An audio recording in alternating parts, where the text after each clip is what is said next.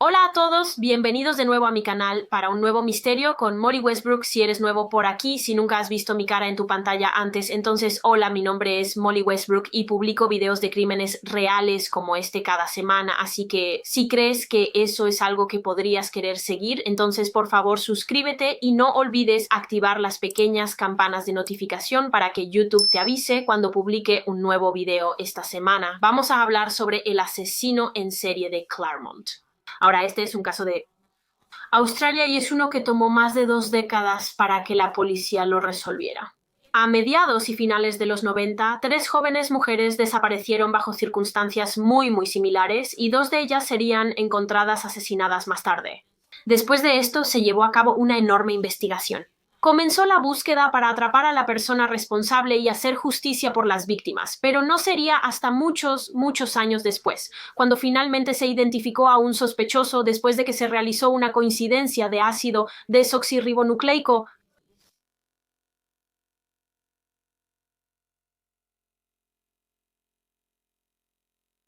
Para este caso, volvemos al año 1996 en Claremont, que es un suburbio occidental ubicado en la ciudad de Perth, en Australia Occidental. Esta es Sarah Spears. Era una chica de 18 años que en 1996 vivía en South Perth. Sarah nació en septiembre de 1977. Sus padres se llamaban Don y Carol Spears y Sarah era una de 2 hijos. Tenía una hermana mayor llamada Amanda. Y por lo que puedo decir, los Spears eran simplemente una familia muy normal y feliz de 4. Sarah tuvo una buena infancia, fue a un buen internado en Perth y era una niña muy brillante e inteligente. Tanto Sarah como su hermana Amanda eran muy brillantes y su padre Don también las describió como muy compasivas y dijo que ambas se llevaban muy bien. Eran hermanas, pero también eran como mejores amigas, nunca discutían y siempre se apoyaban mutuamente. Fueron muy cercanas durante su infancia. Sarah era amable y cariñosa y su familia significaba absolutamente todo para ella. Amaba mucho a su hermana y a sus padres. Era muy cariñosa con ellos y esto nunca cambió. Al envejecer permaneció muy unido a toda su familia. A los 18 años, como dije, Sarah vivía en South Perth. Tenía un departamento en South Perth que compartía con su hermana mayor, Amanda, que creo que estaba bastante lejos de donde vivían sus padres. Vivían en el campo, pero aún así veían a sus 2 hijas muy a menudo.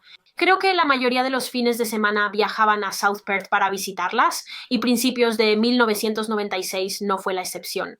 Don y Carol Spears fueron a ver a Amanda y Sarah a su departamento alrededor de mediados de enero, y mientras estaban allí, en realidad estaban ideando y planeando para el cumpleaños de Amanda.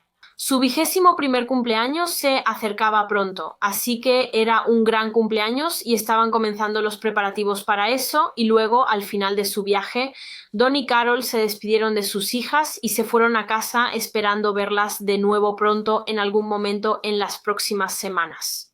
Pero lo que no sabían en ese momento era que esa sería la última vez que verían a su hija menor, Sarah, porque poco después de esto, Sarah desapareció.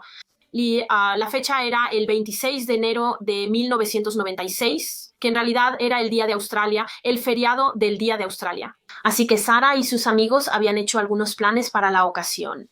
De hecho, iba a haber un concierto esa noche en Kings Park, en Perth, así que decidieron que iban a ir a eso y hacer un pequeño picnic, lo cual hicieron. Fueron al concierto, hicieron su picnic y luego de esto el grupo decidió que iban a salir a tomar algunas bebidas.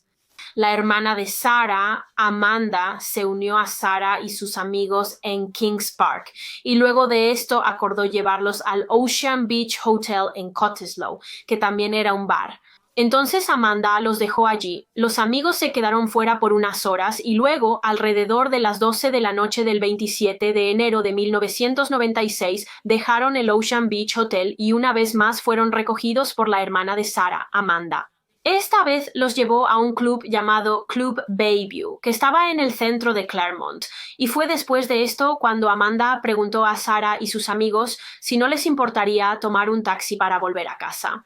Cuando salieron del Club Bayview, porque Amanda realmente no quería quedarse despierta mucho más tiempo, estaba cansada, quería ir a casa y dormir un poco, porque era una mujer muy ocupada. Era una estudiante universitaria y también trabajaba mucho, así que necesitaba descansar. No podía mantenerse despierta mucho más tiempo. Sara dijo que sí, que está completamente bien. No le importaba tomar un taxi para ir a casa y se despidió de su hermana y se fue con sus amigos al club.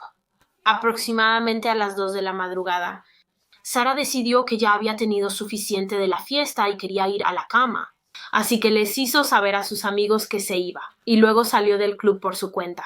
Cuando salió del club, comenzó a caminar hacia una cabina telefónica y esta cabina estaba ubicada en la esquina de una calle llamada Stirling Road y Stirling Highway, y utilizó la cabina para llamar a una compañía de taxis. Pidió al taxi que la recogiera del lugar donde estaba y quería que la llevara a una zona llamada Mosman Park, donde vivía uno de sus amigos. Se cree que en lugar de volver a su apartamento en South Perth, Sara decidió ir a quedarse con este amigo porque la tarifa del taxi habría sido mucho más barata. Era un viaje en coche más corto. Y había visto a ese amigo que vivía en Mosman Park ese mismo día y le dijeron que Sara podía quedarse en su casa esa noche si quería. Era bienvenida a quedarse. Así que Sara llamó a la compañía de taxis, reservó su taxi y ahora solo tenía que esperar a que llegara. Caminó al otro lado de Stirling Road y decidió esperar al taxi cerca de la intersección con Stirling Highway. Ahora, mientras Sara estaba de pie esperando, un auto pasó junto a ella y en este auto había 3 jóvenes. Los hombres se detuvieron en un semáforo rojo en la intersección y mientras esperaban que se pusiera en verde, en realidad vieron a Sara obviamente sola en la oscuridad y uno de los hombres incluso hizo un comentario como «Oh, ¿crees que estará bien allí sola?» Porque era una joven sola en las primeras horas de la mañana. Justo antes de que la luz se pusiera verde, uno de los hombres también notó otro auto conduciendo hacia Sara y mientras continuaban conduciendo hacia la autopista, se dieron cuenta de que el auto que vieron no pasó por la intersección. La última vez que lo vieron se acercaba a Sara, lo cual les pareció extraño. Uno de los hombres sugirió regresar para verificar que ella estuviera bien, pero al final no lo hicieron. Pensaron que probablemente solo estaban pensando demasiado y así que continuaron conduciendo y resulta que esa fue realmente la última vez que se vio a Sara Spears. Solo un par de minutos después de que Sara llamó a un taxi a las 2:09 de la mañana, el taxi llegó al lugar donde Sara dijo que estaba esperando. Sin embargo, cuando el taxi llegó allí, Sara no estaba, no se la veía por ningún lado, había desaparecido.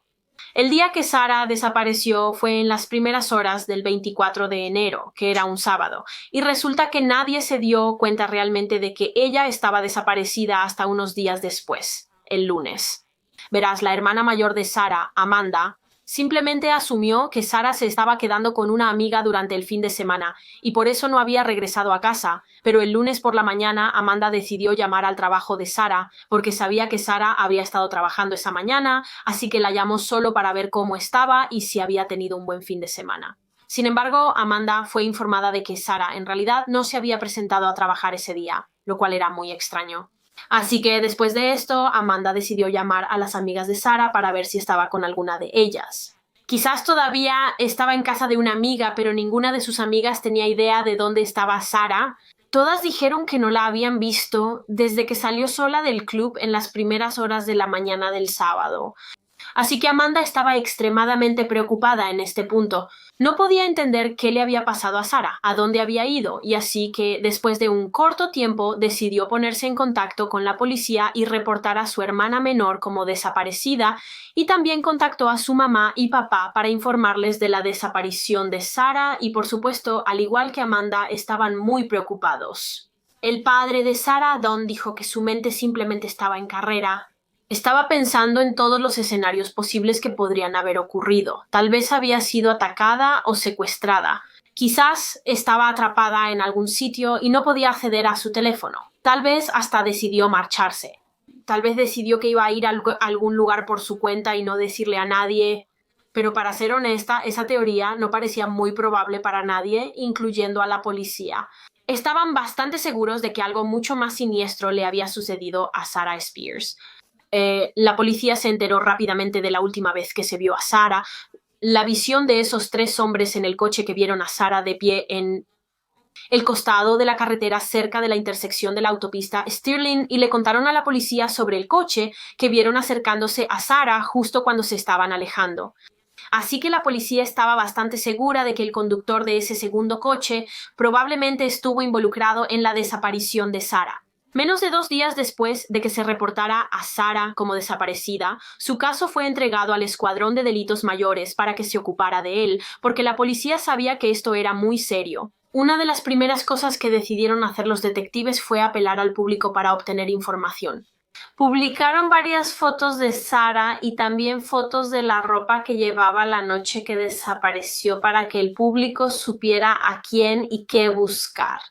También se hicieron y distribuyeron miles y miles de carteles y folletos de personas desaparecidas en ventanas de tiendas y negocios. Y aquellos que conocían a Sarah, sus amigos y su familia e incluso extraños, voluntarios, todos salieron a buscarla y simplemente preguntaron a la gente en las calles si la reconocían y si la habían visto.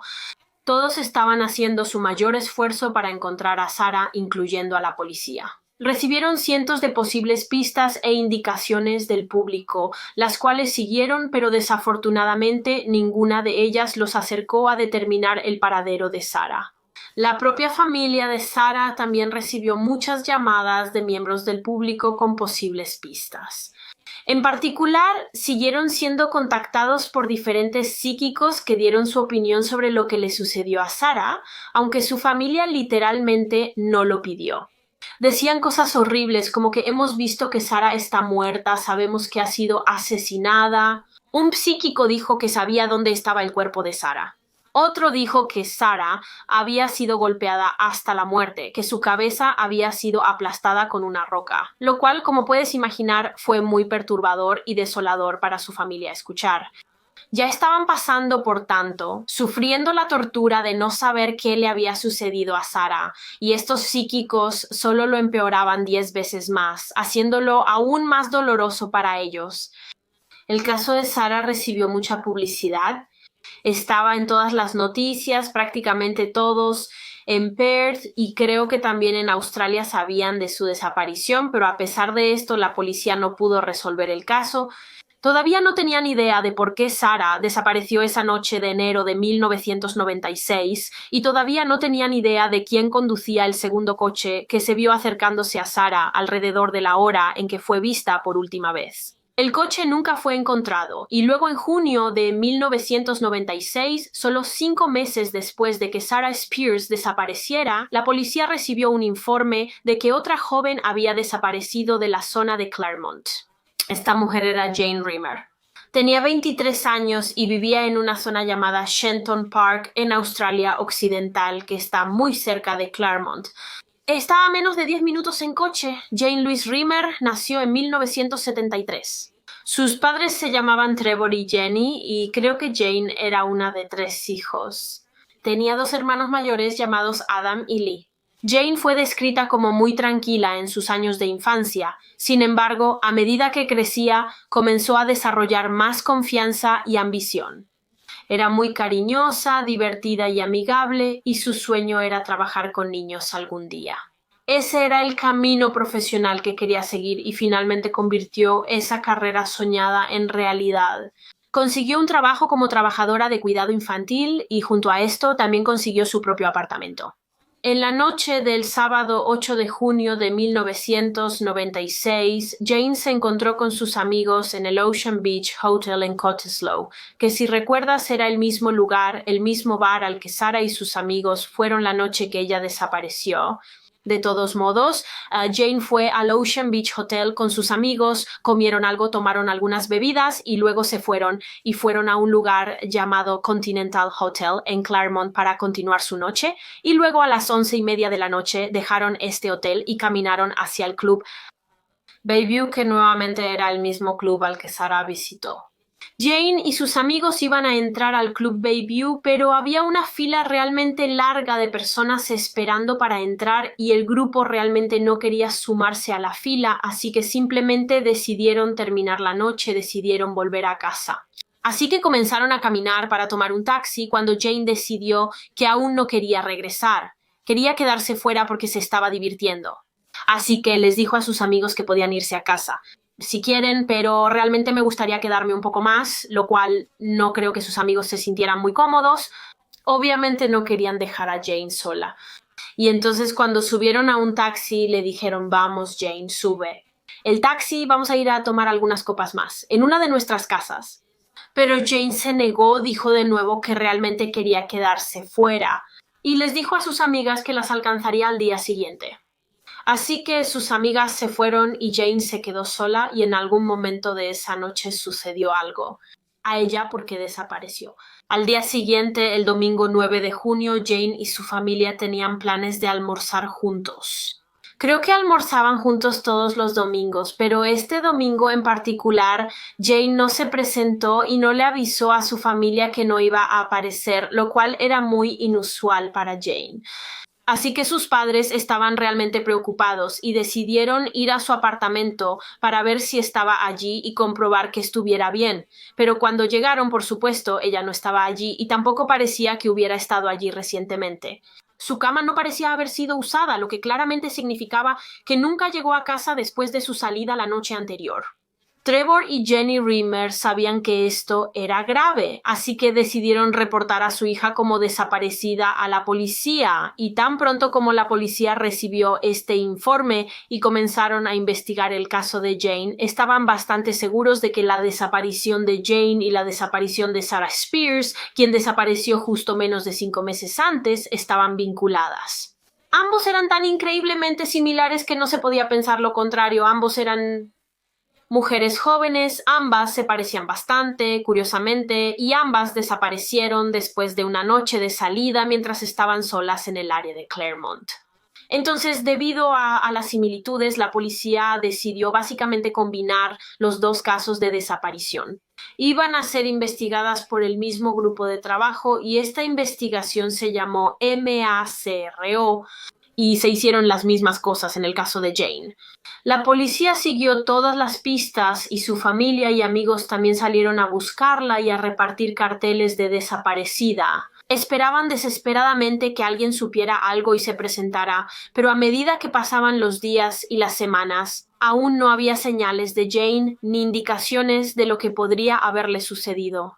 Así que creo que con el paso del tiempo la gente comenzó a pensar que si alguna vez la encontraban probablemente no estaría viva. Su desaparición probablemente fue el resultado de un juego sucio y menos de 2 meses después de que Jane fue vista por última vez se confirmaron los peores temores de todos, cuando se halló un cadáver. Fue el 3 de agosto de 1996 cuando una familia estaba conduciendo por una carretera en un área llamada Wellard en Perth, que está aproximadamente a menos de 30 minutos en coche de Claremont. La familia estaba conduciendo por una carretera en Wellard hasta que finalmente decidieron detenerse junto a un matorral porque querían recoger algunas flores. Así que estaban caminando por el área boscosa cuando la madre de la familia, una mujer llamada Tammy, vio algo en el suelo entre la hierba. Era el cuerpo desnudo de una joven y Tammy obviamente estaba completamente conmocionada y molesta por lo que había encontrado y en realidad supo instantáneamente que este era el cuerpo de Jane Rimmer. El caso de Jane había estado en todas las noticias, en todos los periódicos. Sus carteles de desaparecida estaban por todas partes. Así que Tammy sabía que era ella y le contó a su esposo lo que había encontrado. Y su esposo simplemente dijo, está bien, subamos al auto y vayamos a buscar a la policía. Sin embargo, Tammy se negó. Dijo, no, no la voy a dejar aquí. Se negó a dejar el cuerpo de Jane sola por más tiempo y entonces le dijo a su esposo que vaya con los niños y busque a la policía y yo esperaré aquí con Jane hasta que lleguen. Ahora, cuando se encontró el cuerpo de Jane y se le envió a una autopsia, la policía en realidad no divulgó los detalles de su autopsia al público. Dijeron que Jane había sido asesinada, pero no dijeron cómo, no revelaron su causa exacta de muerte, y la razón de esto fue porque obviamente no habían atrapado al asesino, no tenían idea de quién era el asesino. Así que retuvieron mucha información sobre el caso porque necesitarían esos detalles importantes para eventualmente vincular al asesino con el crimen y si todos los conocían, así que por ejemplo si la policía divulgara los detalles sobre la muerte de Jane al público, podrían haber recibido una falsa confesión de alguien. Alguien podría presentarse y decir que mató a Jane y habrían podido decir exactamente cómo lo hicieron porque esa información habría sido de conocimiento público. Espero que eso tenga sentido. No estoy segura si lo expliqué de la mejor manera, pero sí, como dije, la policía no divulgó los detalles sobre el asesinato de Jane al público. Querían retener la información sobre cómo murió porque esta era una evidencia crucial que podrían necesitar algún día para probar si un sospechoso era culpable o no. No fue hasta muchos años después, cuando finalmente se encontró al perpetrador, que se revelaron los resultados de su autopsia. Ahora, el cuerpo de Jane estaba bastante descompuesto cuando fue encontrado. Obviamente fue descubierta aproximadamente 2 meses después de su desaparición y debido al estado de descomposición, estaba claro que había estado muerta durante un tiempo. Probablemente fue asesinada la noche en que desapareció y desafortunadamente debido a esto, los patólogos realmente no pudieron llegar a una conclusión sobre su causa de muerte. Dijeron que su muerte era, cito, indeterminable, pero que no podían descartar la posibilidad de que hubiera muerto como resultado de una lesión en el cuello.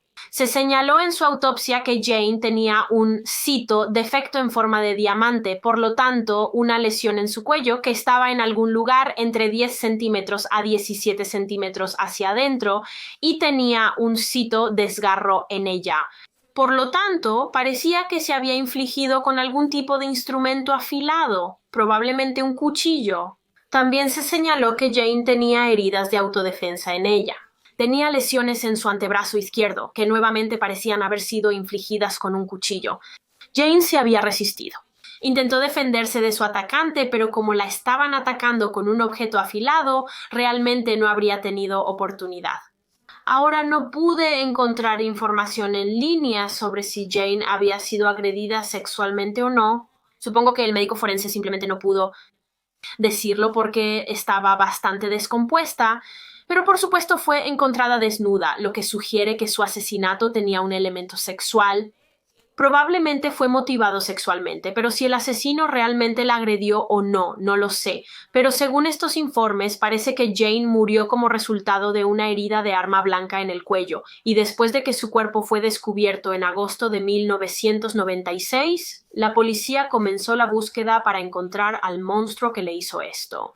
Su caso había pasado de ser un investigación de personas desaparecidas a una investigación de asesinato. Sin embargo, solo 9 meses después de que Jane desapareció y murió, parecía que la policía tenía otro caso muy similar en sus manos cuando una tercera mujer desapareció de la zona de Claremont.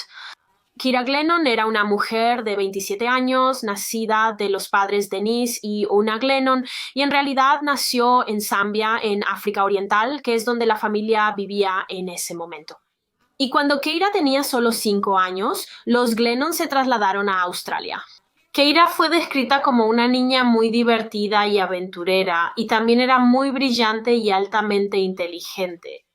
Tanto es así que en realidad continuó estudiando Derecho en la universidad, obtuvo su licenciatura en Derecho en la Universidad de Australia Occidental y mientras estudiaba allí en realidad aprendió japonés y se volvió fluida en el idioma, lo cual es increíblemente genial.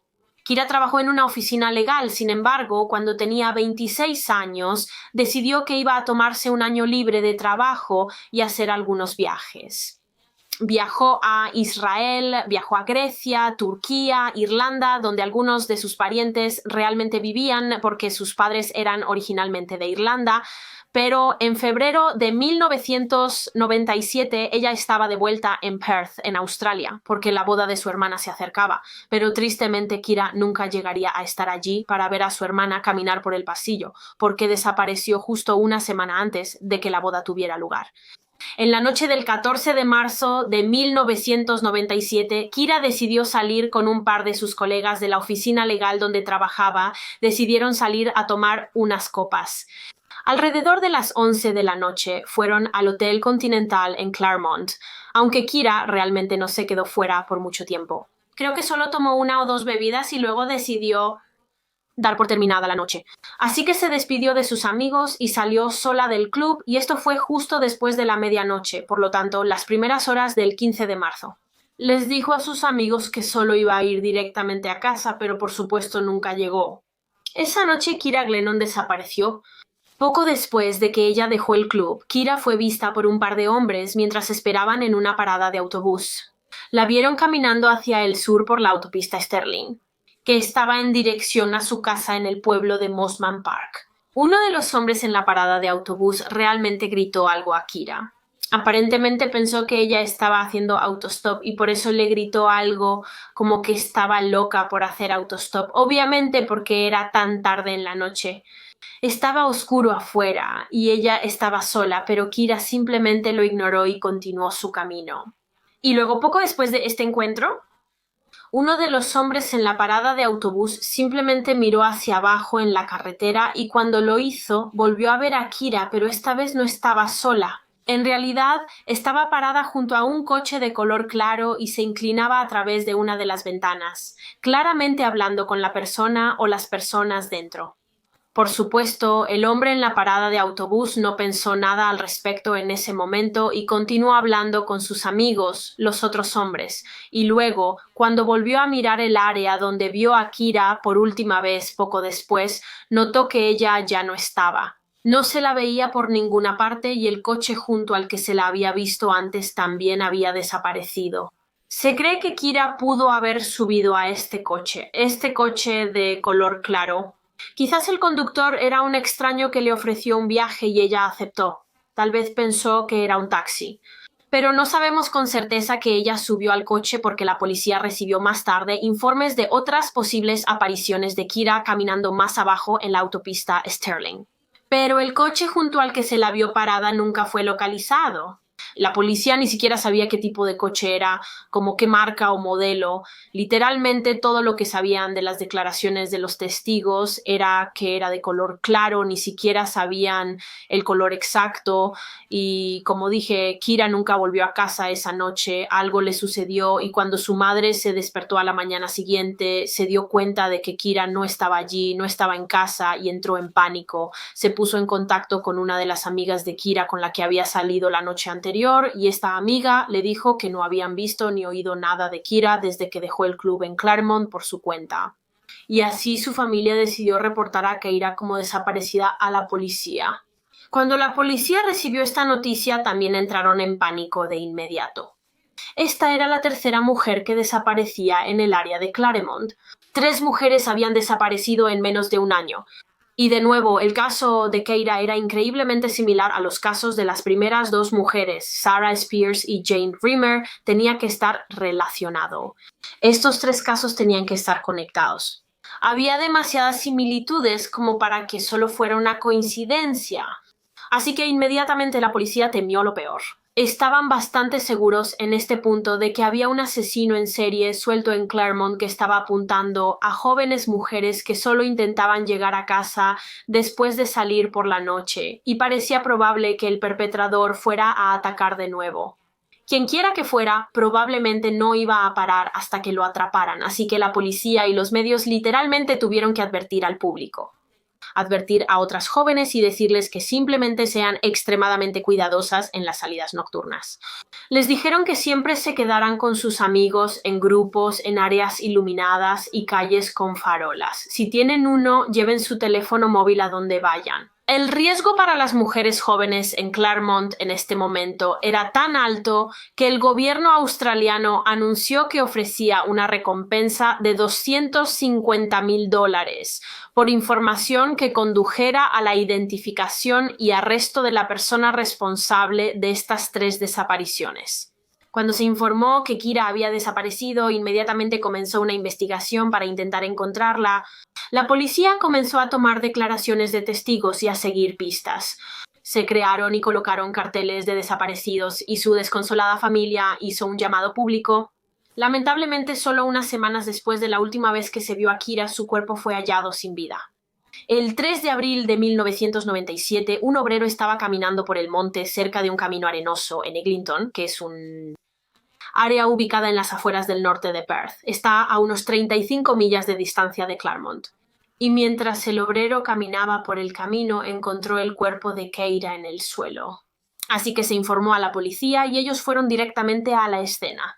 Ahora de nuevo, al igual que en el caso de Jane Rimmer, en ese momento la policía no reveló mucha información a los medios y al público sobre la causa de la muerte de Kira. Les dijeron que era otro homicidio, pero no revelaron los detalles sobre exactamente cómo había sido asesinada porque, como mencioné antes, querían mantener esta información en secreto hasta que supieran la identidad del asesino. No fue hasta años y años después, cuando se resolvió este caso, que se revelaron los detalles en torno a la muerte de Kira. El patólogo concluyó que Kira había muerto como resultado de una lesión en su cuello. Tenía una herida muy grande y abierta que aparentemente se extendía desde su sien hasta el lado derecho de su cuello, y esta herida fue causada por un instrumento de fuerza afilada, por lo que probablemente fue un cuchillo. Según una fuente que leí, también tenía una fractura en el cráneo y tenía daño en un par de sus uñas, y también había un corte en su brazo derecho. Estas lesiones probablemente fueron donde Keira intentó defenderse del atacante. De nuevo, al igual que Jane, no sé si Keira había sido agredida sexualmente. No pude encontrar detalles al respecto, pero es probable que su asesinato tuviera motivos sexuales de todos modos, y leí en una fuente que estaba semi-vestida cuando la encontraron. Así que ahora que se había descubierto el cuerpo de Keira, la policía estaba aún más segura de que tenían a un asesino en serie en sus manos. Estaban seguros de que la persona que mató a Keira era la misma que mató a Jane Rimmer y quien era responsable de la desaparición de Sarah Spears, cuyo cuerpo aún no había sido encontrado. Como probablemente te diste cuenta, Kira y Jane sufrieron lesiones muy similares.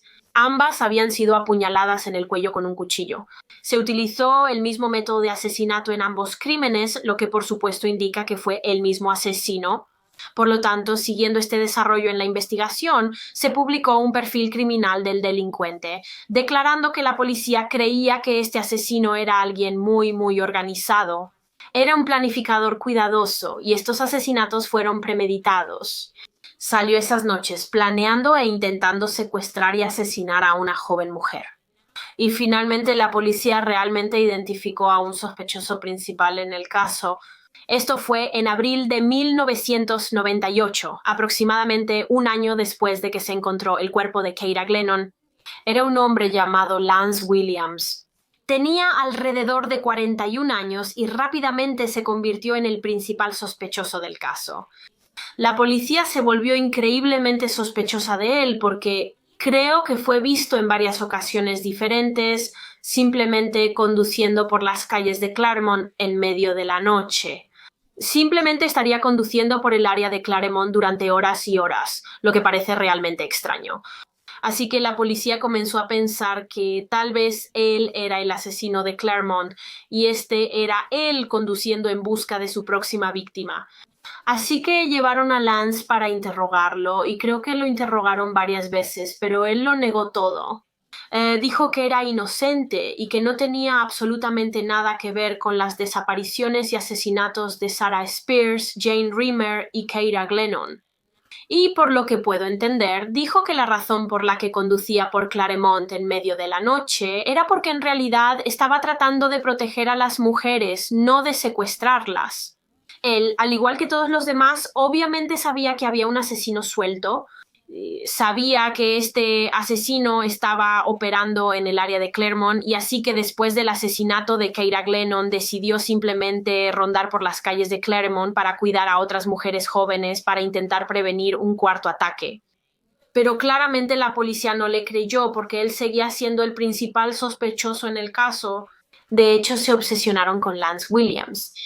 Estaban seguros de que él era el asesino en serie que habían estado buscando, pero al mismo tiempo nunca tuvieron evidencia concreta contra él, así que no creo que se le haya acusado, pero él siguió siendo el principal sospechoso durante varios años. Creo que hasta que finalmente la policía anunció en 2008, más de una década después, que ya no era una persona de interés y la razón por la que fue descartado en 2008 fue porque ese fue el año en que la policía realmente obtuvo evidencia de ácido desoxirribonucleico en el caso, evidencia de ácido desoxirribonucleico que no se vinculaba a Lance Williams. Desafortunadamente, a medida que pasaban los años, la investigación sobre los asesinatos de Claremont comenzó a enfriarse. La policía nunca cerró el caso, pero naturalmente con el tiempo comenzó a ralentizarse porque recibieron menos pistas e indicaciones. Pero hubo varias revisiones en el caso a lo largo de los años y en 2004 hubo otra revisión independiente. Se asignaron nuevos detectives para revisar el caso y creo que incluso se trajeron un par de expertos forenses del Reino Unido para formar parte de esta revisión. Se les encomendó básicamente revisar todo con un par de ojos frescos, así que iban a revisar todas las declaraciones, todas las pistas y leads, cada pieza de evidencia que la macroinvestigación había recopilado a lo largo de los años, con la esperanza de que tal vez ellos podrían encontrar algo nuevo, captar una nueva pista o una nueva línea de investigación que quizás los detectives anteriores habían pasado por alto. O tal vez incluso encontrarían alguna evidencia forense que no se habría detectado anteriormente en el caso, porque la tecnología de ácido desoxirribonucleico y forense no era tan buena en los 90 como lo era en este punto. Así que a mediados de 2008, el equipo de revisión decidió revisar todos los registros forenses del caso. Querían revisar todas las pruebas físicas que se habían recopilado hasta ahora y enviarlas para su análisis para ver si tal vez se encontrarían ahora en ellas cualquier rastro de ácido desoxirribonucleico del delincuente. Y una de las pruebas que se envió para su análisis fue la evidencia que se recogió en el caso de Keira Glennon. En realidad eran raspados de sus uñas. Si recuerdas, hablamos de cómo en su autopsia se determinó que había algún daño en sus uñas, probablemente de dónde las estaba usando para arañar al atacante y repelerlo. Entonces se tomaron raspados de sus uñas y se guardaron en un frasco y se conservaron como evidencia y permanecieron intactos durante años, creo que hasta 2008, momento en el cual, como dije, la tecnología forense y de ácido desoxirribonucleico había desarrollado y avanzado desde su asesinato en 1997. Y entonces los científicos tomaron estos raspados y decidieron realizar algunas pruebas con ellos. Y en estos raspados en realidad descubrieron dos perfiles de ácido desoxirribonucleico, es decir, el ácido desoxirribonucleico de dos personas diferentes. Uno de estos perfiles era obviamente de la víctima, Kira, y el otro se descubrió que provenía de un hombre no identificado. Este era el ácido desoxirribonucleico de su asesino, por lo que fue un avance absolutamente masivo para la policía, porque esta fue la primera pieza de evidencia de ácido desoxirribonucleico que obtuvieron en todo este caso en los asesinatos de Claremont. Obviamente no tenían ninguna evidencia de ácido desoxirribonucleico en el caso de Sarah Spears, porque su cuerpo nunca fue encontrado y no encontraron rastro del ácido desoxirribonucleico del asesino en el cuerpo de Jane Rimmer, creo que porque estaba muy descompuesta para cuando fue encontrada. Así que esto fue un gran alivio para la policía. Finalmente, ¿realmente tenían un perfil de ácido desoxirribonucleico del delincuente?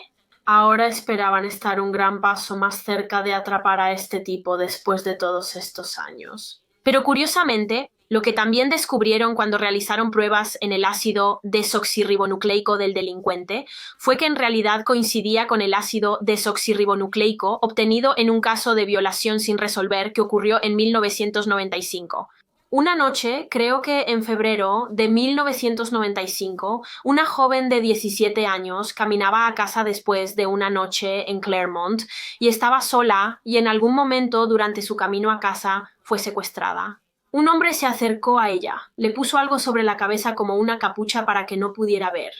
La ató y amordazó, luego la obligó a subir a su coche y la llevó a un cementerio en una zona llamada Karrakatta en Perth, en Australia, que está muy cerca de Claremont. Es como un viaje de 3 minutos en coche. Una vez que llegaron al cementerio de Karrakatta, el hombre procedió a violarla y fue violada varias veces una y otra vez. No puedo imaginar cuán aterrada debió haber estado, pero afortunadamente sobrevivió al ataque. El hombre no la mató después de terminar de violarla, simplemente huyó y la chica fue a la policía. Se recogió el ácido desoxirribonucleico de su violador en ese momento y la policía lo probó y lo comparó con varios hombres diferentes, creo que varios sospechosos diferentes, pero ninguno de ellos coincidió y por lo tanto el caso permaneció sin resolver.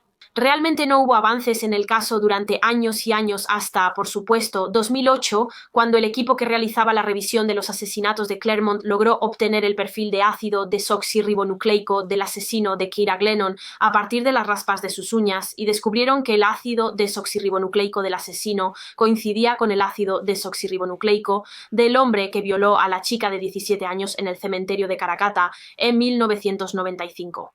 Así que 2 años antes de que Keira fuera asesinada y justo el año antes de que Sarah Spears desapareciera y Jane Rimmer desapareciera y fuera asesinada, así que esto demostró que el asesino había delinquido antes. Los asesinatos no fueron sus primeros delitos, lo cual tiene sentido. El asesinato rara vez es el primer delito de un asesino. Así que cuando descubrieron esto, cuando vincularon al asesino con un ataque de violación, la policía estaba segura de que si seguían buscando, si revisaban otros delitos sin resolver que habían ocurrido tanto antes como después de los asesinatos de Claremont, encontrarían más que estaban vinculados al asesino. Hallarían pruebas que lo relacionaban con otros crímenes sin resolver. Sin embargo, por supuesto, estaban retrocediendo años y años. Iban a revisar miles y miles de casos sin resolver, por lo que iba a llevar mucho tiempo y realmente tomó mucho tiempo. Pasaron años antes de que hubiera algún nuevo desarrollo, pero en 2016 hicieron otra conexión. Lograron vincular el ácido desoxirribonucleico del asesino con otro ataque sin resolver que data desde 1988. Este ataque ocurrió en Huntingdale, en Australia Occidental, que está a poco menos de 25 millas de Claremont. Una noche, una chica de 18 años estaba simplemente durmiendo en su cama en su casa en Huntingdale, cuando de repente se despertó y descubrió que un hombre, un extraño, estaba literalmente sentado sobre ella. Estaba sentado en su espalda, de alguna manera había entrado a la casa y llegado a su habitación. Este hombre puso su mano sobre su boca para evitar que gritara pidiendo ayuda, pero ella realmente luchó contra este tipo. Intentó con todas sus fuerzas luchar contra él y tuvo éxito. Logró liberarse de su agarre y gritó pidiendo a su padre que estaba durmiendo en la habitación de al lado. Inmediatamente después de hacer esto, el atacante huyó del lugar, saliendo corriendo de la casa. Pero lo interesante es que en realidad dejó algo atrás. Dejó este kimono de seda color crema bordado, supongo que él lo trajo a la escena con él para usarlo en el ataque. Quizás iba a usarlo para amordazar a la joven de 18 años o atarle las manos, o tal vez realmente lo llevaba puesto esa noche y se le cayó durante el ataque. Así que cuando este ataque fue reportado a la policía recogió este kimono y lo almacenó como evidencia. Y años después, en 2016, cuando el equipo de revisión de los asesinatos de Claremont echó un vistazo a este ataque, que aún no se había resuelto, decidieron tomar este kimono y enviarlo para hacerle pruebas de ácido desoxirribonucleico. Y sí encontraron ácido desoxirribonucleico en él. Y este ácido desoxirribonucleico coincidía con la violación no resuelta que ocurrió en el cementerio de Karrakatta en 1995 y coincidía con el asesinato de Keira Glennon en 1997. Así que eran 3 casos separados que la policía había vinculado a este hombre ahora a través del ácido desoxirribonucleico y aún así seguía sin ser identificado. Todavía no tenían idea de quién era porque estos 3 casos nunca habían sido resueltos. Así que continuaron en la misma dirección, continuaron investigando otros ataques. De hecho, decidieron seguir investigando otros delitos que habían ocurrido en Huntingdale en 1988 para tratar de determinar si el hombre que irrumpió en esa casa e intentó atacar a esa chica de 18 años cometió otros delitos en la misma área ese mismo año. Y se encontraron con un delito de naturaleza similar que ocurrió en 88, donde un hombre vestido con un camisón de mujer realmente había intentado irrumpir en una casa en Huntingdale. Este intento de allanamiento fue reportado a la policía en ese momento y en realidad recuperaron 4 huellas dactilares de una puerta corrediza donde el perpetrador había intentado abrirla. Entonces este delito parece muy similar, ¿no es así?, al anterior allanamiento en Huntingdale del que hablamos, aquel en el que se dejó atrás el kimono de color crema. y por esa razón la policía pensó que tal vez estaban conectados y cometidos por el mismo hombre. Ahora, cuando la policía tomó las huellas dactilares que se recuperaron de la escena del segundo allanamiento y las ingresaron en la base de datos de ácido desoxirribonucleico, en realidad encontraron una coincidencia. Alguien en la base de datos coincidía con estas huellas. Coincidieron con un hombre llamado Bradley Robert Edwards, que tenía 48 años en este punto en 2016, y se descubrió que estaba en la base de datos debido a otro delito que cometió en el año 1990, mientras trabajaba como técnico para una empresa llamada Telstra en la ciudad de Netherlands, en Australia Occidental. Así que hablemos un poco más sobre eso.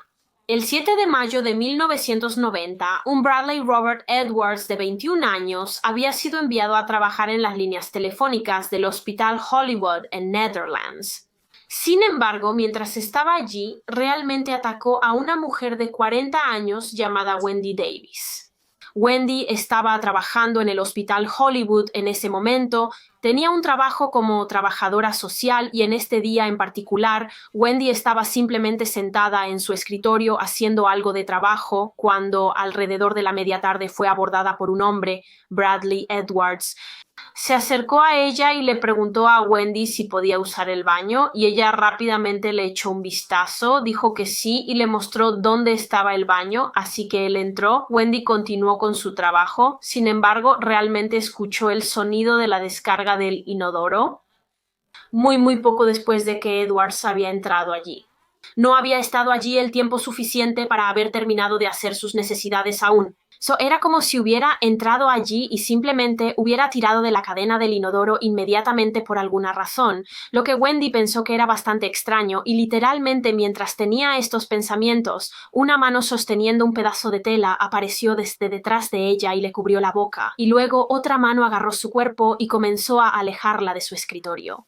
Era Bradley Robert Edwards, agarró a Wendy por detrás y comenzó a arrastrarla hacia el baño y por supuesto Wendy estaba absolutamente aterrada. Estaba tan asustada, más tarde describió cómo en ese momento pensó que iba a morir. Este hombre iba a matarla, pero ella se resistió. Comenzó a intentar liberarse de su agarre y logró girarse y patear a su atacante. Y extrañamente, después de que hizo eso, Edward simplemente dejó de hacer lo que estaba haciendo. No intentó agarrarla de nuevo y se disculpó. Simplemente no dejaba de repetir una y otra vez lo siento, lo siento, lo siento mucho. Después de esto, se alertó al personal de seguridad del hospital. Detuvieron a Edwards y se llamó a la policía y realmente encontraron en su bolsillo que llevaba bridas y recuerda que también tenía ese pedazo de tela que puso sobre la boca de Wendy, por lo que se cree que iba a usar estos para atarla y amordazarla antes de violarla en el baño hacia el que la estaba arrastrando. Afortunadamente, como Wendy se liberó, él no pudo hacerlo y fue arrestado y acusado de asalto común, a lo que se declaró culpable. Su condena fue de 2 años de libertad condicional, por lo que no fue enviado a prisión, estaba libre, pero tenía que ser supervisado y mantenerse bajo estrecha vigilancia durante un par de años. Y increíblemente ni siquiera perdió su trabajo por lo que hizo. Literalmente atacó a una mujer mientras estaba trabajando y sin embargo la empresa para la que trabajaba, Telstra, no lo despidió. Lo mantuvieron en su puesto e incluso lo ascendieron un par de años después, lo cual es una locura. Pero de todos modos, después de que el equipo de revisión que investigaba los asesinatos de Claremont se encontró con Bradley Robert Edwards en 2016 y se enteraron de su ataque a Wendy Davis en 1990 y su intento de allanamiento en Huntingdale en 1988, comenzaron a pensar que tal vez deberían considerarlo como un posible sospechoso en el caso. Claramente tenía un historial de violencia hacia las mujeres, así que quizás él era el asesino que habían estado buscando durante años. Así que decidieron seguir a Bradley Edwards por un tiempo. De alguna manera lo tenían bajo vigilancia y un día lo siguieron hasta un cine. Entró para ver una película. Los oficiales encubiertos lo acompañaron. Se sentaron detrás de él y notaron que durante la película estaba bebiendo una botella de limonada Sprite y cuando terminó la película dejó la botella en el cine. Así que después de que él se fue, La policía decidió tomar esta botella porque obviamente tendría su ácido desoxirribonucleico en ella. Y cuando se probó este ácido desoxirribonucleico de la botella contra el perfil de ácido desoxirribonucleico que la policía había obtenido del asesino de Keira Glennon, coincidía. Y por supuesto, su ácido desoxirribonucleico también coincidía con el previamente no resuelto ataque de violación en Karakata en 1995 a esa chica de 17 años y el ataque a esa chica de 18 años en Huntingdale en 1988, donde un hombre irrumpió en su casa, literalmente se sentó sobre ella y luego huyó de la escena dejando atrás el kimono de color crema. El ácido desoxirribonucleico encontrado en ese kimono coincidía con el ácido desoxirribonucleico de Bradley Edwards. Así que después de casi 2 décadas, finalmente la policía tenía una respuesta. Bradley Robert Edwards era el asesino que habían estado buscando durante años y años y años.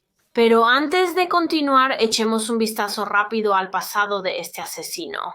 Así que Bradley Robert Edwards nació el 7 de diciembre de 1968 y creció en Huntingdale, en Australia Occidental. Según un artículo que leí, sus padres se llamaban Bruce y Kay Edwards y no estoy segura de cuántos hermanos tenía Bradley. Sé con certeza que tenía un hermano menor, pero no sé si tenía más hermanos y hermanas o si Bruce y Kay solo tuvieron 2 hijos y lamentablemente no hay mucha información en línea sobre cómo fue realmente la infancia de Bradley, si tuvo una buena crianza o una mala, pero sí sé que era solo un adolescente cuando comenzó a cometer delitos. Salía por la noche y cometía robos y realizaba robos en casas, espiaba a las mujeres jóvenes, las observaba en secreto mientras se cambiaban y luego, en 1988, cuando tenía unos 19-20 años, sabemos que fue alrededor de esta época cuando comenzó a realizar los ataques en el área de Huntingdale. Intentó entrar a una casa, sus huellas dactilares fueron recuperadas de la puerta corrediza y logró entrar a la casa de esa chica de 18 años e intentó atacarla y probablemente podemos suponer que esto fue motivado sexualmente. Si ella no hubiera podido liberarse de él y gritar por su padre, probablemente Edwards la habría violado.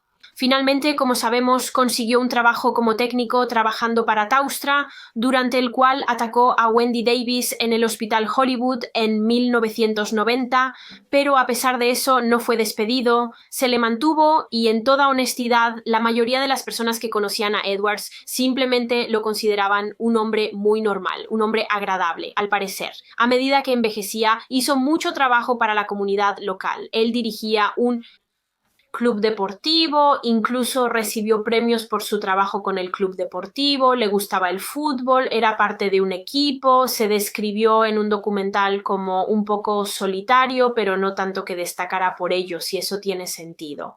Como dije, parecía un hombre muy normal.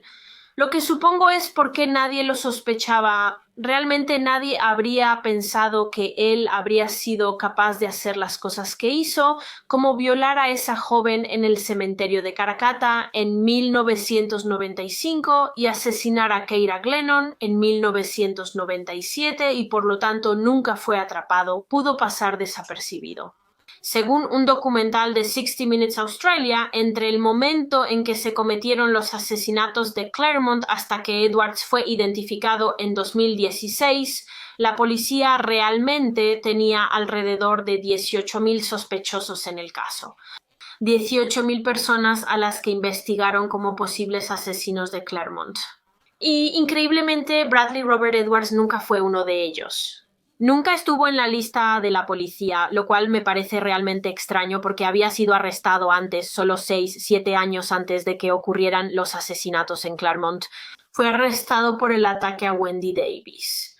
Sin embargo, para ser honesta, la mayoría de las personas creen que la policía que se ocupó del caso de Wendy en ese momento no lo tomó lo suficientemente en serio. Quiero decir, solo fue acusado de asalto común a pesar de que está bastante claro que tenía la intención de agredirla sexualmente. Tenía un paño para amordazarla, tenía bridas para atarla, intentaba arrastrarla al baño. La policía no trató lo que le sucedió a Wendy con más seriedad en ese momento. Nunca lo trataron como un delincuente sexual o un potencial delincuente sexual, por lo que nunca fue incluido en ninguna lista de delincuentes sexuales. Probablemente por eso nunca fue investigado por los equipos de policía que trabajaron en el caso de los asesinatos de Claremont, lo cual obviamente fue muy afortunado para él. Eso significó que después del asesinato de Kira Glennon, él pudo simplemente continuar llevando una vida normal. Se casó, creo que tuvo un hijo, pudo hacer todas las cosas, tener todas las oportunidades que les robó a sus víctimas, pero su suerte finalmente se agotaría en 2016, cuando se hizo la coincidencia de ácido desoxirribonucleico, cuando se descubrió que su ácido desoxirribonucleico coincidía con el ácido desoxirribonucleico que se recogió de las uñas de Kira Glennon. Bradley Robert Edwards, de 48 años, fue arrestado en diciembre de 2016 y fue llevado a interrogatorio. Sin embargo, lo negó todo, asegurando que la policía tenía al hombre equivocado. No tenía absolutamente nada que ver con ninguno de los tres casos. No era el asesino en serie de Claremont. Incluso cuando le presentaron las pruebas forenses que tenían, las pruebas que no solo lo vinculaban con el asesinato de Kira Glennon, sino también con la violación en Karrakatta y los 2 casos de allanamiento en Huntingdale, incluso cuando le mostraron eso, aún lo negó. Dijo que no era él. Estaba claro que no iba a hacer una confesión pronto, iba a mantener su inocencia, lo que significaba que el caso eventualmente iría a juicio. Pero antes de que eso sucediera, la policía necesitaba asegurarse de tener la mayor cantidad de pruebas posible contra este hombre para garantizar una condena. Así que tuvieron que seguir trabajando en la construcción de su caso contra él y afortunadamente las pruebas de ácido desoxirribonucleico de los raspados de uñas no fue todo lo que encontraron. Reunieron aún más pruebas que lo vinculaban con el delito. Así que repasemos esas pruebas ahora. Como he mencionado varias veces, Edwards trabajó como técnico de Telstra durante varios años, incluyendo durante los 90 cuando se cometieron los asesinatos. Y de hecho tenía un uniforme para su trabajo, usaba estos pantalones azules de Telstra para trabajar. Resulta que cuando se encontraron los cuerpos de Jane Rimmer y Kira Glennon, los científicos descubrieron rastros de fibras de poliéster azul en su cabello, que en ese momento fueron obviamente recolectadas y almacenadas como evidencia.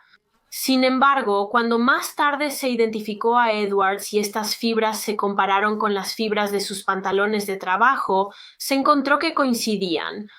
Además de eso, también se determinó que en el momento de los asesinatos, Edwards conducía una camioneta Commodore y también se descubrieron fibras de los asientos de este coche en los cuerpos de Kira y Jane. Esto demostró que sus cuerpos habían estado en su vehículo, y solo quiero mencionar también que el coche que conducía era blanco, y si recuerdas la noche de la desaparición de Kira Glennon, se la vio de pie junto a ella hablando con el conductor de un coche de color claro y el coche de Edward era blanco. Creo que leí en algún lugar que se ha especulado que las chicas podrían haber pensado que Edward era un taxista o que podría haber fingido ser un taxista porque su coche parecía un poco un taxi. Entonces, no, si ese fuera el caso, si pensaban que era un taxi, probablemente no tuvo que obligarlas a subir a su vehículo. Subieron voluntariamente pensando que las llevaría a casa de manera segura, pero por supuesto que no lo hizo, tenía otros planes. Así que ahora la policía tenía pruebas forenses que vinculaban a Bradley Robert Edwards con 2 de los 3 casos de Claremont. Tenían pruebas forenses que lo vinculaban con Kira Glennon y Jane Rimmer, pero desafortunadamente no con Sarah Spears, porque su cuerpo nunca fue encontrado y por esa razón originalmente no fue acusado de su asesinato, solo fue acusado de los asesinatos de Kira y Jane. Sin embargo, en febrero de 2018, la policía decidió seguir adelante y también acusarlo del asesinato de Sarah, porque a pesar de la falta de pruebas, los detalles en torno a su desaparición eran increíblemente similares a los casos de Kira y Jane. Tenían que estar vinculados. Entonces, en 2018 se agregó la acusación de asesinato intencional de Sarah Spears. Así que ahora se le había acusado de los 3 asesinatos. Y encima de eso, también se le acusó de delitos en relación con la violación en Karrakatta en 1995 y los ataques e intrusiones a los que lo habían vinculado en Huntingdale a finales de los 80. En total se le acusó de 8 delitos separados, 3 de los cuales eran obviamente los asesinatos. Sin embargo, es interesante que cuando llegó el momento de su declaración, a pesar de haber negado previamente su participación, Edwards decidió declararse culpable de los cargos relacionados con la mujer de 18 años a la que atacó en Huntingdale y los cargos relacionados con la violación de la chica de 17 años en el cementerio de Karrakatta. Ahora admitía que era responsable de esos actos, pero aún negaba los asesinatos de Claremont y, por lo tanto, se declaró inocente de los cargos de asesinato. Debido a lo enorme que fuera este caso, a cuánta publicidad recibió, se decidió que Edwards tendría un juicio de banquillo, lo que significa que en lugar de haber un jurado completo, en lugar de que un jurado decida un veredicto, sería juzgado ante un juez. Así que un solo juez decidiría su destino y el juez en este juicio fue el juez Stephen Hall. El juicio de Edwards comenzó en noviembre de 2019 y fue un juicio largo. Duró varios meses porque había mucho que revisar. La fiscalía revisó todas las pruebas que habían recopilado que lo vinculaban a los delitos, las pruebas de las que hemos hablado, como el ácido desoxirribonucleico y las fibras, el coche que conducía. Llamaron a varios testigos para declarar, uno de los cuales fue en realidad Wendy Davis. Ella se presentó y le contó a la corte su historia sobre cómo fue atacada por Edwards en 1990 y cómo temía por su vida. Al final había una cantidad sustancial de pruebas contra él. Por supuesto, el equipo de defensa de Edwards intentó disputar esta evidencia. En particular, intentaron disputar la evidencia de ácido desoxirribonucleico. Creo que afirmaron que en los muchos años antes de que se hiciera la coincidencia de ácido desoxirribonucleico con Edwards, la evidencia que se había almacenado, como los raspados de uñas y las fibras, podrían haberse contaminado en el laboratorio y por lo tanto los resultados no eran precisos.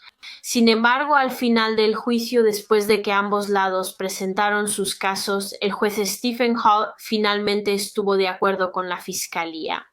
En septiembre de 2020 entregó su veredicto y encontró a Bradley Robert Edwards culpable de los asesinatos de Keira Glennon y Jane Rimmer, pero lamentablemente no culpable del asesinato de Sarah Spears, y esto, por supuesto, se debió al hecho de que la fiscalía no tenía ninguna evidencia forense porque no tenían un cuerpo. Había suficiente evidencia forense para decir concretamente que Edwards mató a Keira y Jane, pero tristemente lo mismo no se podía decir de Sarah, y por lo tanto el juez simplemente no pudo condenarlo por su asesinato. El juez incluso dijo cuando entregó su veredicto que debido a las similitudes es más que probable que Sarah Spears fue asesinada por Edwards, pero la evidencia simplemente no estaba allí para probarlo en la corte. Si se hubiera encontrado el cuerpo de Sarah, es muy probable que él también hubiera sido condenado por su muerte, lo que debe haber sido devastador para la familia de Sarah. No puedo imaginar cuán doloroso debió haber sido para ellos pensar que tal vez después de todos estos años finalmente iban a obtener justicia por lo que le sucedió a ella y luego resulta que ella fue la única que no obtuvo la justicia que merece. El padre de Sarah, Don, dijo en una cita: «Sabíamos que había una posibilidad de que no fuera condenado por Sarah debido a la falta de pruebas, pero en nuestros corazones sabíamos que era culpable y el hecho de que nunca pudieron enterrar a Sarah también es simplemente terrible.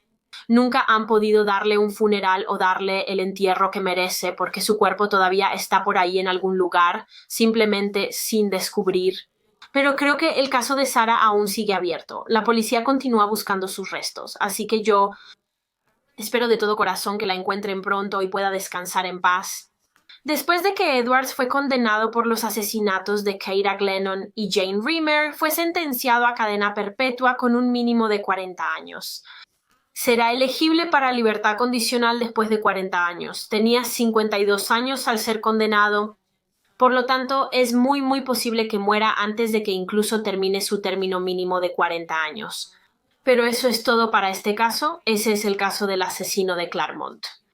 Tomó 24 años obtener una condena para que finalmente atraparan y castigaran a Bradley Robert Edwards por los horribles crímenes que cometió. Sin embargo, muchos creen que cometió más crímenes, incluso más asesinatos. Quizás Sarah Spears no fue su primera víctima y Keira Glennon no fue la última. Y ya sea que nunca se le haya relacionado con esos, nunca ha habido suficientes pruebas o tal vez sus cuerpos nunca se han encontrado como el de Sarah y por lo tanto ha podido salirse con la suya. Pero, ¿creen que Edwards podría haber tenido aún más víctimas de asesinato? Déjenme saber su opinión. Creo que definitivamente hay una posibilidad porque parece bastante extraño que simplemente se detuviera después de Kira porque no fue atrapado hasta otro 20 años más y parecía un asesino que iba a seguir matando hasta el día en que fue arrestado. Algunas personas teorizan que tal vez estaba demasiado asustado para volver a matar después de Kira. Pensó que se estaba volviendo muy arriesgado. Quizás la misma Kira lo asustó y lo disuadió de hacerlo de nuevo porque sabemos por sus lesiones de autodefensa que ella puso una gran pelea. O como dije, quizás él mató de nuevo después. Quizás sí tuvo una cuarta víctima y simplemente nunca se encontró y nunca se hizo la conexión. Pero sí, eso es todo para este caso. Siento que este video va a ser muy largo, así que como siempre déjame saber en los comentarios si llegaste hasta el final. También déjame saber si tienes alguna otra sugerencia de caso o casos que quieras verme cubrir, puedes decírmelo en los comentarios o alternativamente tengo un formulario de solicitud de caso vinculado en la caja de descripción que reviso cada semana. Muchas gracias por ver, por favor dale a este video un pulgar arriba y suscríbete si aún no lo has hecho y te veré de nuevo la próxima semana para otro misterio con Molly. Adiós.